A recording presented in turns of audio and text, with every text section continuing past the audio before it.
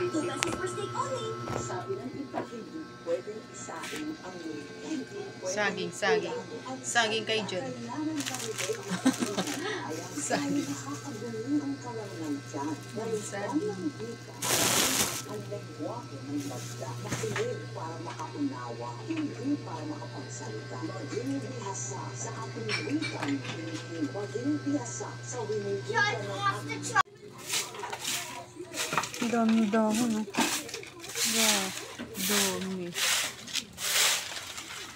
Dahon yan.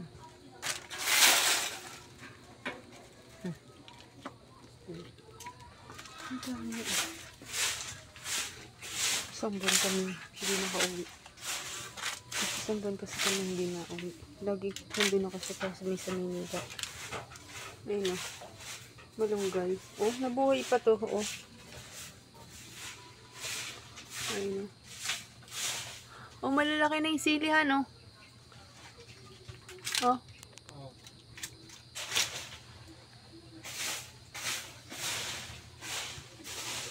Dahil hindi nakauwi. Ayan, tsura. May tsura. Oh, may tae. Ay, may tae ng pusa. May apa ka dyan, mga dumi kumatay ko. Linis. Bayad ng bill. Ano yung sisigaan mamaya? Bukas pa naman kami uwi, eh. Sunday. Kasi may pasok ng Monday.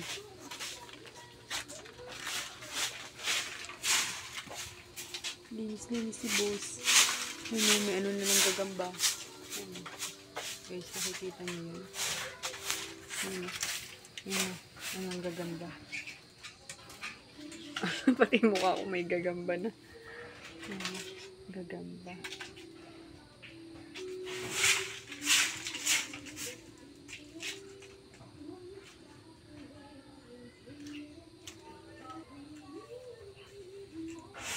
Balik na tayo. Nauwi kami dito once a month.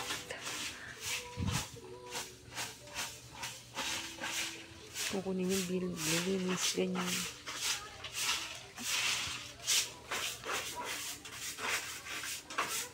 Ayun, malinis na. Ano na ni boss. Nawalisan na. Ayun. Ito yung sisigaan. Nalis mo yung mga damo. Laki na niya, oh. Kasi nababasa siya ng ulan. Ang daming sambong. Ayan, sambong yan. Ito pa. Ang daming tumutubo dito yung sambong.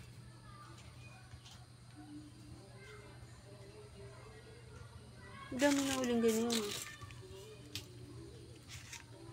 Ito ang sambong.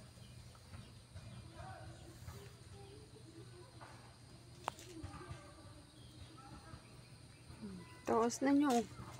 Kaya lang wala siyang sanga. Isa lang. Ay yung magsanga. Binawasan namin yun yung nakaraan nung umuwi kami.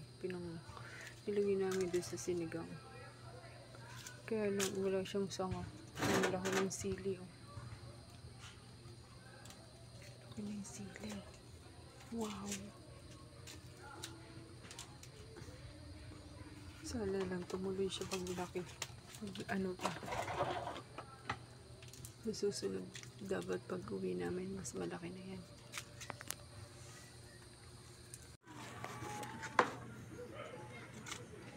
Ito yung nilagay namin na may kulay blue. Wala nang tumataing pusa. Natakot na yung pusong tumae. Buti na lang mukhang effective. Tapos, yan yung ginawa para hindi pumasok yung mga dahon sa alalod. Effective naman. Hindi na nagbabara yung alalod. Maganda pala yun. Kaysa dun sa screen na unang ginawa ko.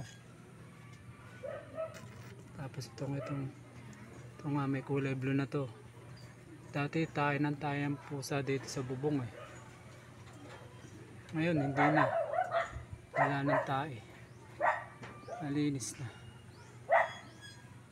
Hindi ko alam, sana lumipat yung pusa.